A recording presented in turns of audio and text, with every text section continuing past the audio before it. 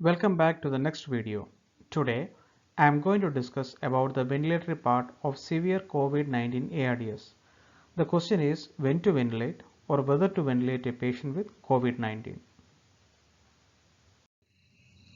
As the COVID-19 pandemic expands worldwide, the shortage of supplies is becoming paramount. Healthcare workers are in need of personal protection equipments, which include N95 masks, surgical masks, gowns, gloves, and eye protection.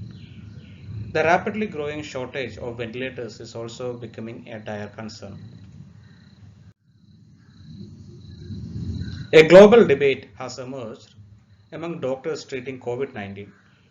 When should patients be placed on ventilator? And could intubation do some people more harm than good?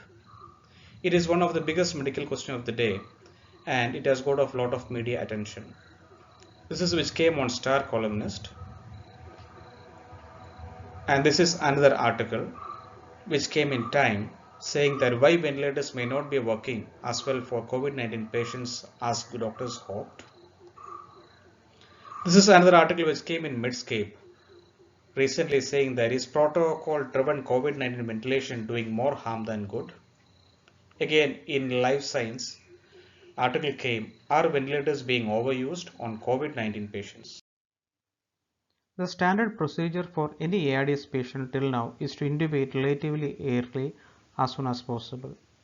And nowadays, after the COVID epidemic or pandemic, lot of algorithm is there stressing on more and more NIV and high flow nasal oxygen trial before intubation. There are a lot of article in the internet giving lot of algorithm how to approach. There have been lot of discussions which is overgoing in the media, and there are a lot of new theories coming up, especially the phenotype type, which has gained a lot of attention recently. To make things worse or add fuel to this, an article was published in JAMA in April 22, 2020, stating that the mortality in New York Hospital of patients with COVID-19 who required mechanical ventilation was 88. That means the mortality was 88% in patients who required mechanical ventilation. This got a lot of attention among the media and other healthcare workers. Here is an article in US News stating that most COVID-19 patients placed on ventilators died. But 2 days later, on 24th of April, JAMA published a correction about the mortality rate. They said the mortality was not 88.1%, it was just 24.5%. The error was due to wrong analysis. They added in the new discussion that the mortality in this case series was lower, possibly due to difference in threshold of hospitalization. Unfortunately, this news didn't get much attention. With this background, we will try to find why this discrepancy happened in COVID ARDS. As of before, I am having few disclaimers. COVID is a new disease and our understanding of the disease is evolving. There is no time for RCT trials as of now. Most of the literatures are of expert opinions and limited data with lots of limitations, even though we are having few cohort study. So basically it's an anecdotal idea. My opinion about the disease is prone to change once we get more information. In this video presentation, I will be showing few preprint articles. It basically means it reports new medical research that has yet to be evaluated, so should not be used to guide clinical practice. We will try to understand this based on the lung pathophysiology, but I said before the data are very less. We are having few autopsy studies which will give us a better idea what is happening to the lung. Just a model. This is basically a hypothesis. It is not a proven one, but I will be giving the references suggestive of this. This is a diagrammatic representation of the normal alveoli and capillaries. The oxygen enters inside the alveoli. From here it goes to the capillaries and reaches the heart. In the first proposed mechanism of hypoxia, it is due to the low V by Q ratio, that is low ventilation perfusion ratio, or in this case we will be having a high perfusion. So I will try to explain this. The SARS-CoV-2 enters the cell, it reaches the alveoli, it causes some local interaction with the cell as well as the endothelium. This will lead to inflammation, but the inflammation in this case is going to be very minimal. The main problem here is an inappropriate vasodilatation of the pulmonary capillaries. So basically this acts as a shunt where you are having high perfusion with a very low ventilation. Here I will try to explain it in a simplified way. This is the normal pulmonary circulation with alveoli. Oxygen enters the alveoli. It gets equally distributed. Once it gets the alveoli, it enters the circulation and reaches the heart. But in some cases, if a part of the alveoli is not taking part in ventilation due to any reasons as shown here, what happens is that the ventilation in that part of the alveoli will be reduced. Body compensates it with causing vasoconstriction in the area which is affected, that is less blood supply in the affected area. At the same time, they will be having increased blood flow in the area which is more ventilated. The main idea is to maintain the oxygen even though we are having some part of the alveoli which is not working properly. But in COVID-19, despite of having hypoxia, the alveoli in the affected area doesn't go for vasoconstriction. Instead, it goes for vasodilatation. This leads to shunt, that is low ventilation but high perfusion. This results in shunt. The other effect of inappropriate vasodilatation is that there will be failure of the oxygen from the alveoli to enter into the circulation. For example, this is the normal alveoli. Here we can see the distance between the alveoli and capillary is only this much. But if your vessel gets vasodilated, the oxygen has to travel a longer distance to reach the center of the blood vessel for the oxygen supply. Coming to the second mechanism is the usual ARDS stuff where you are having a very low ventilation perfusion ratio. Here the virus triggers inflammation reaction with lot of inflammatory mediators which will lead to exudates and this will cause vasodilatation. So this is an example of very low ventilation perfusion model. The third mechanism is a micro or macro thrombi formation which will lead to high V by Q ratios. The mechanism was explained in the last video series. Here the COVID-19 enters the alveoli to cause interaction with the endothelium to form endotheliopathy, which will lead to the release of von Willebrand factors and subsequent thrombosis and occlusion of the capillaries. So there is three mechanisms. One is the vasodilatation which is inappropriate which lead to shunt. Second is the usual ARDS stuff where we are having exudates and vasodilatation. And third, we are having micro and macro thrombi which will lead to high V by Q ratios. Basically here the circulation flow is impaired. So coming to the supporting literature for this hypothesis, we will go to the first mechanism, that is the shunt mechanism. This was an article which was published recently in American Journal of Respiratory and Critical Care Medicine. Here they found an unusual high right to left shunt in patients whose lungs are compliant. Shunt is usually seen in patients who is having non-compliant lungs. So they tried to make an explanation for this. They said a possible mechanism or a possible explanation for such severe hypoxia occurring in compliant lung is a loss of lung perfusion regulation and loss of hypoxic vasoconstriction. This is another article in Lancet where they used dual energy CT.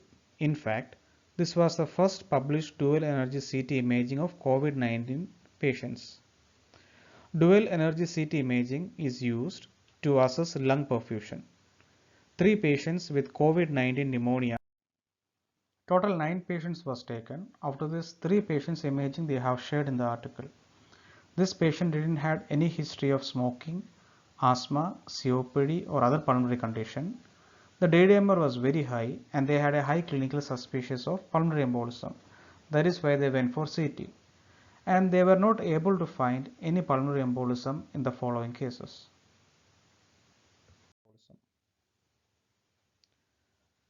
Typical CT features of COVID-19 pneumonia, that is ground glass appearance in the periphery, was found in these cases. But they observed considerable proximal and distal pulmonary vessel dilatation and tortuosity predominantly within or surrounding the area of lung opacities. So this is the area of the ground glass appearance and consolidation, and these are the areas where they found the pulmonary vessel dilatation. Usually don't expect a vasodilatation in the area of consolidation or ground glass appearance. Next, they did dual energy CT imaging in this patient. And what they found was that this patient had profound vascular and perfusion abnormalities.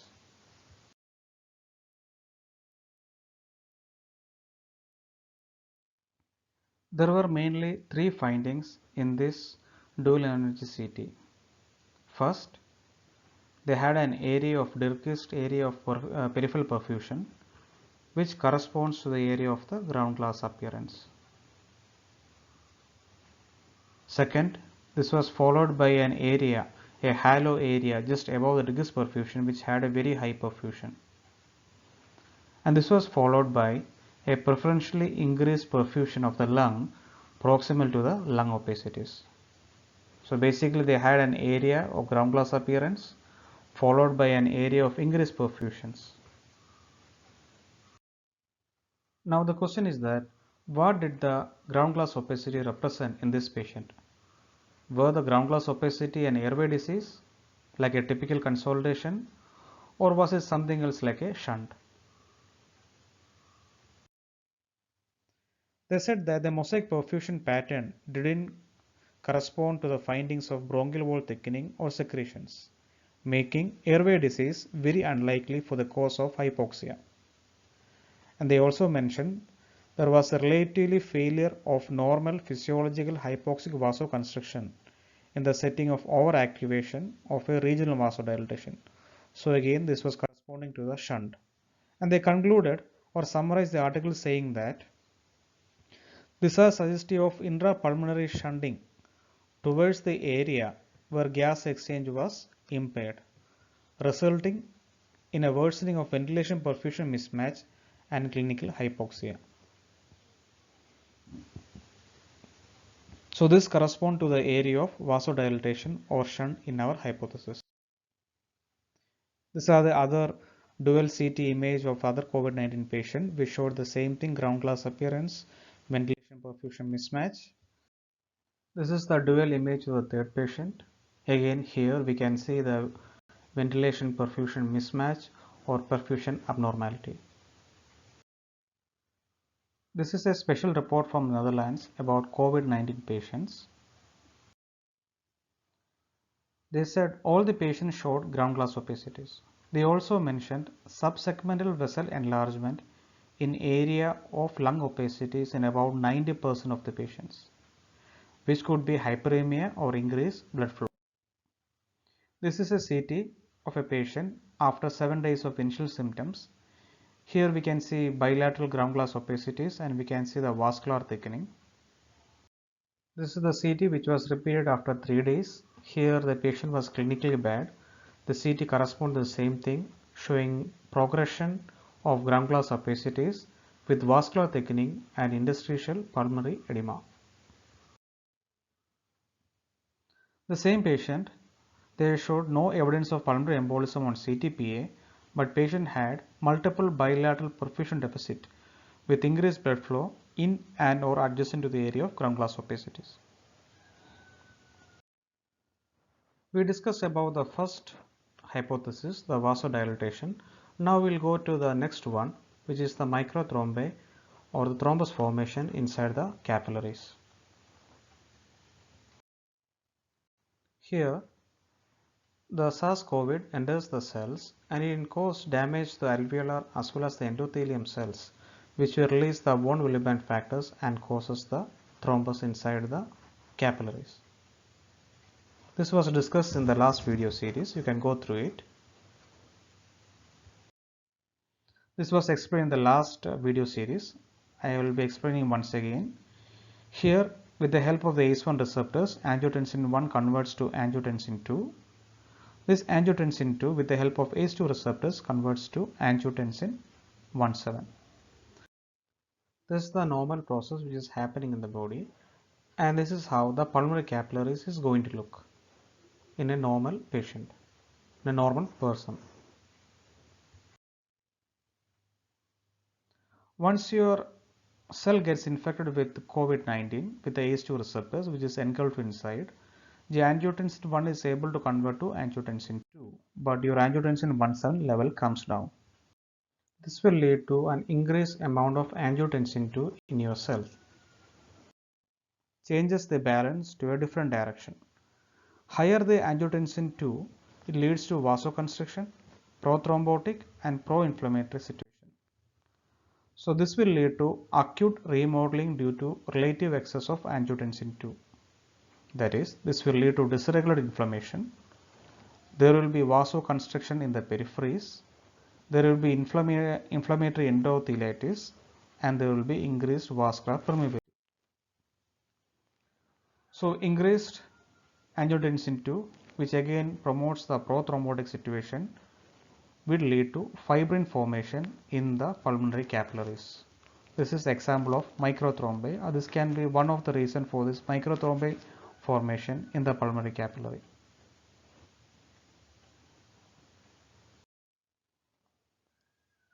So as the time goes, the angiotensin level 2 increases and your ACE1 receptors will be coming down. This can be a feedback mechanism also. Here we can see the ACE1 receptors level is coming down, and later phase what will happen is that the ACE2 receptor overexpression will be happening. That is the ACE2 receptors, not the ACE1 receptors. This will lead to an increased amount of angiotensin 1,7, and more importantly your angiotensin 2 level will be coming down. So this will shift the balance to the other side, where you are having a very low level of angiotensin 2 and you are having a very high level of angiotensin 1,7. This high level of angiotensin 1,7 and low level of angiotensin 2 will lead to hypoinflammation and endothelial dysfunction. So what happens is that this will dilate your capillaries, but the thrombosed endothelium is no more able to dilate, whereas you will be having aberrant dilatation in the pulmonary capillaries. What is the evidence for this? This is a recent article, it's a histopathological analysis which came recently. Here they stated that the ACE2 receptors was found to be upregulated in patients with COVID-19, and they did immunostaining where were they able to find an increased amount of ACE2 antibodies.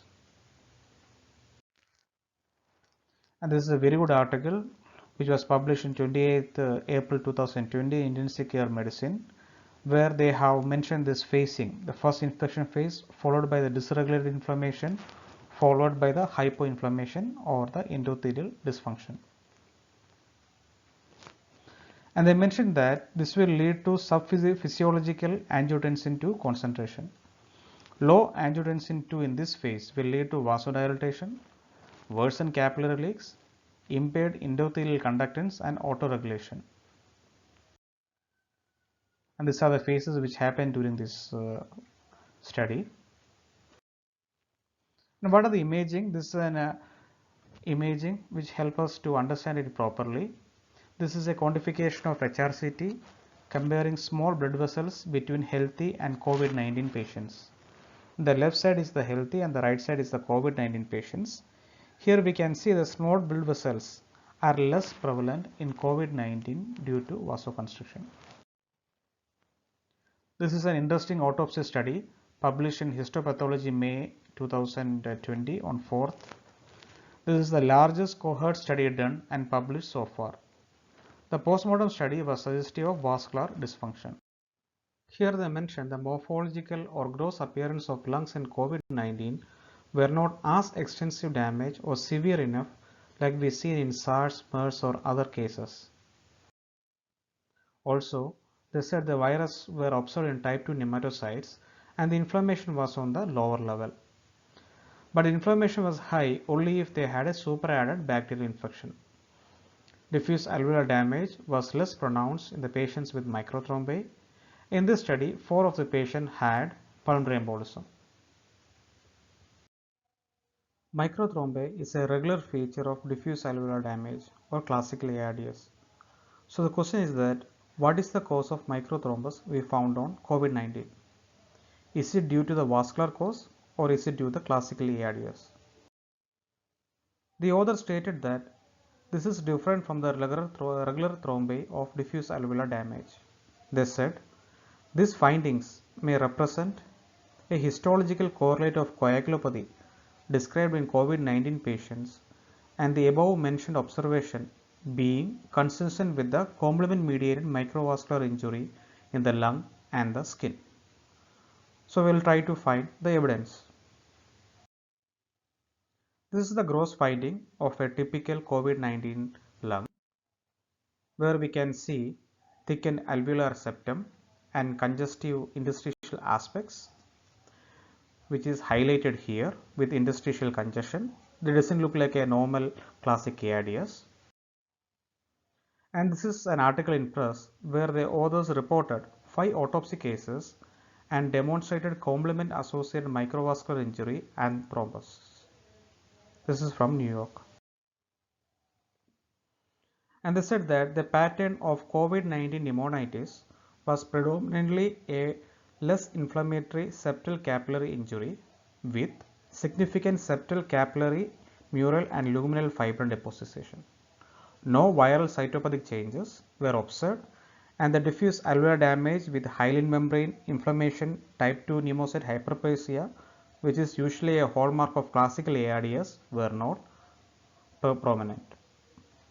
So this is an example of micro or macrothrombi causing ARDS.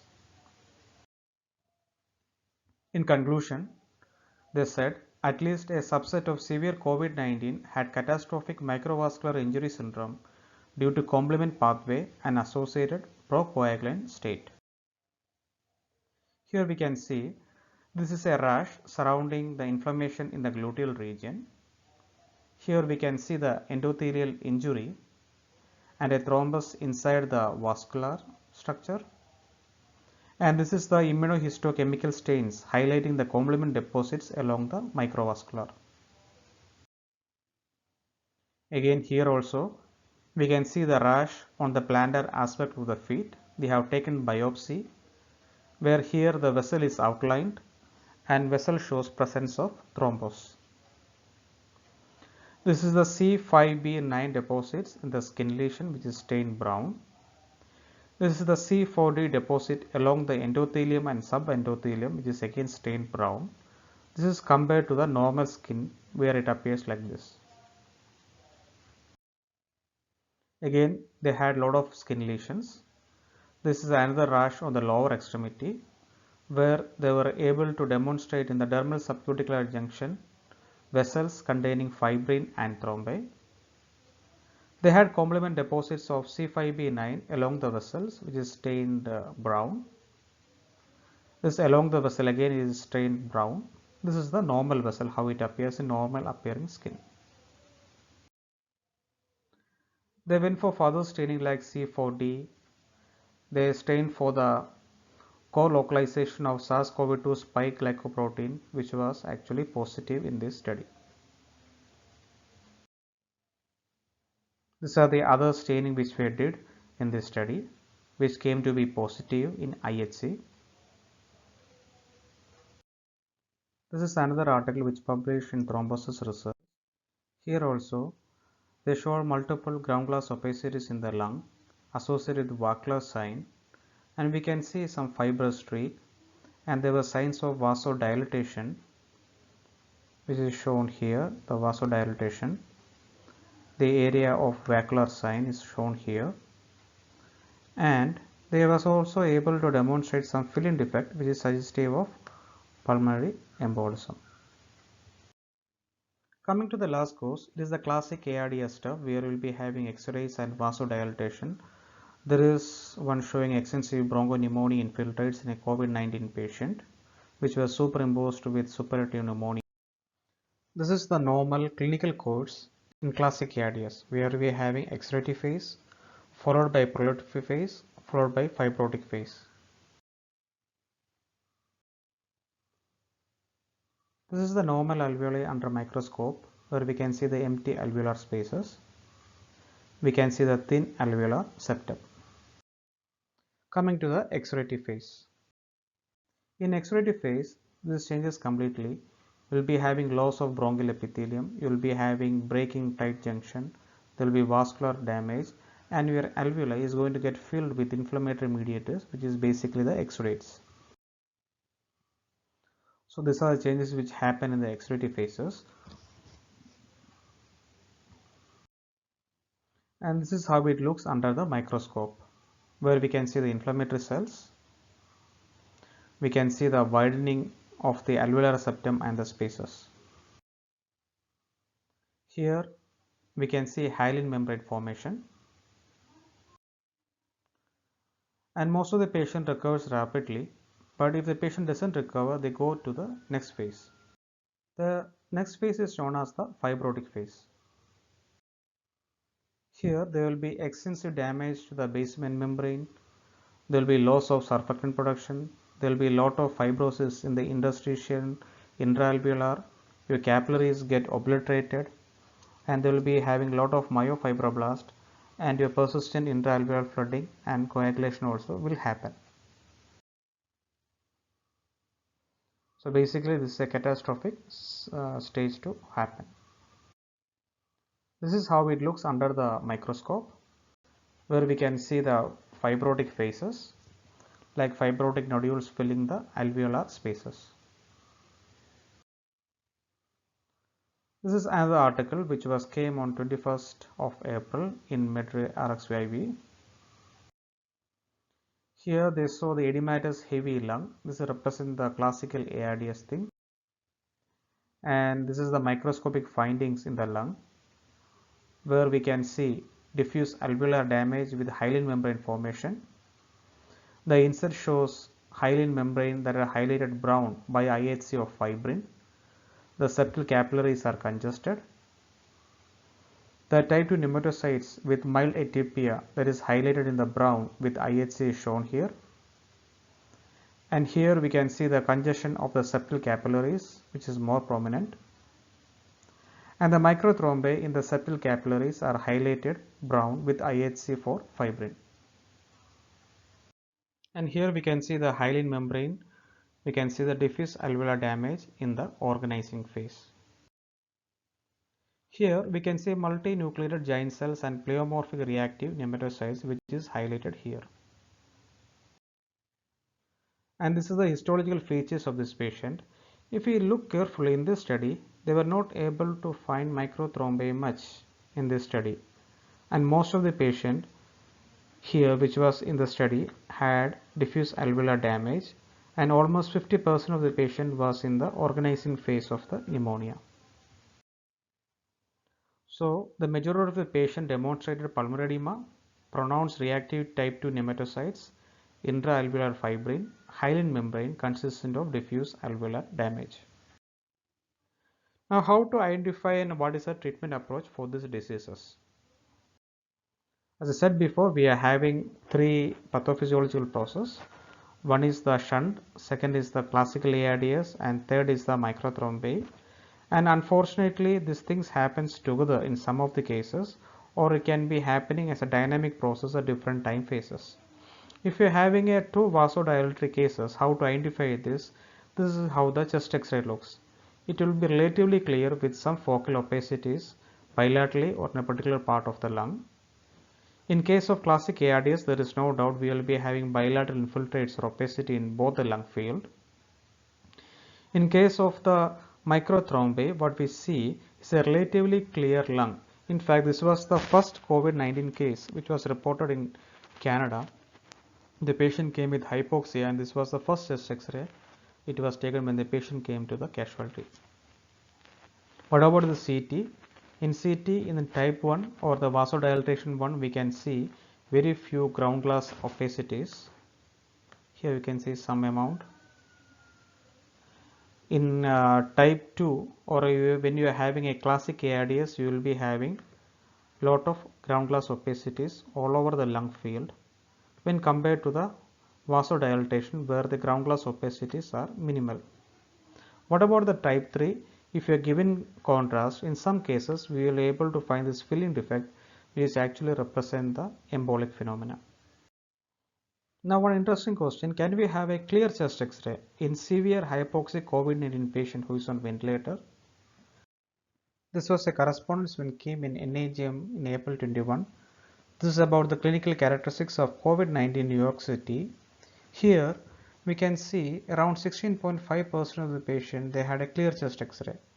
In ventilator patients, around 10% of the patient had a very clear chest X-ray. But the most common finding was a bilateral infiltrates, which is seen in around 60% of the patients.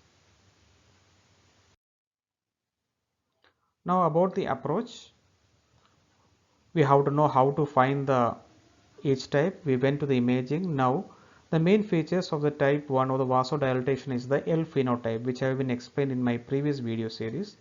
They will be having low elastance, they will be having low V by Q, they will be having low recruitability, and they will be having low response to PEEP. What about the classic ARDS? That is the H type, where we are having high elastance, high V by Q, high recruitability, and high response to PEEP. What about the third one? As I said before, this is mainly the endothelial dysfunction which lead to coagulation. So this patient will be having high D dimer, high fibrinogen, and probably increased PT, APTT, and INR. Platelet will be mild, so it will be mild thrombocytopenia. Now how to approach? If you are having a L type of patient, you can go through my previous video series where it is very important to prevent secondary damage. You can go for a low FiO2, keep the driving pressures less than 15. You have to beware of high P because it can damage the lung. Early intubation if the patient is in distress. Consider maintaining euvolemia and always do an echo to rule out the RV dysfunction. And the main treatment is to improving the V by Q. You can try CPAP, NIV, high flow oxygenation in the early phase. You can go for a higher tidal volume, maybe around 8 to 9 ml per kg. Try to keep the respiratory less than 20. Patient should be left quiet. Prone ventilation is only having modest benefit. You can consider pulmonary vasodilators. What about the treatment of the H-type treatment? Here, as I explained before, go for early intubation, prone ventilation, high PEEP, low tidal volume, alveolar recruitability. You can go for a conservative fluid management and active chest physiotherapy. Or you can go to the algorithm which is given the ARDS network. Depending upon the severity, you can go for each modality. You can even think of ECMO when the patient is having severe ARDS. What about the last one with thrombi?